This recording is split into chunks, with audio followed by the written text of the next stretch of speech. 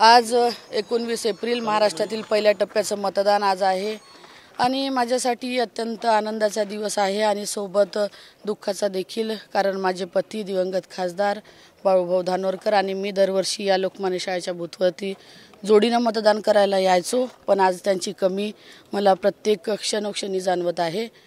पण शेवटी जे नशिबात असलं ते होतं आणि आलेल्या सगळ्या अडचणींना समोर जात मी ही निवडणूक लढवत आहे। आज खऱ्या अर्थानं या देशात हा लोकशाहीचा उत्सव आहे आणि या उत्सवात आपण सगळ्यांनी सामील व्हायचं आवाहन मी करत आहे।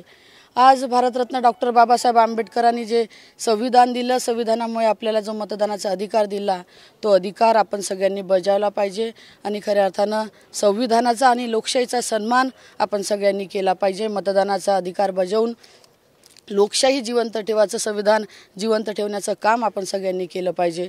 आज कडाक्याचं ऊन आपल्या विदर्भात आहे, तरी पण सगळ्या मतदारांना मी आवाहन करतो की एवढ्या उन्हात देखील आपला मतदानाचा अधिकार वाया जाऊ न देता प्रत्येकाने जेवढ्या जास्तीत जास्त प्रमाणात करता येईल मतदान हे केलं पाहिजे आणि या देशाच्या लोकशाहीत आपलं देखील योगदान हे आपण बजावलं पाहिजे।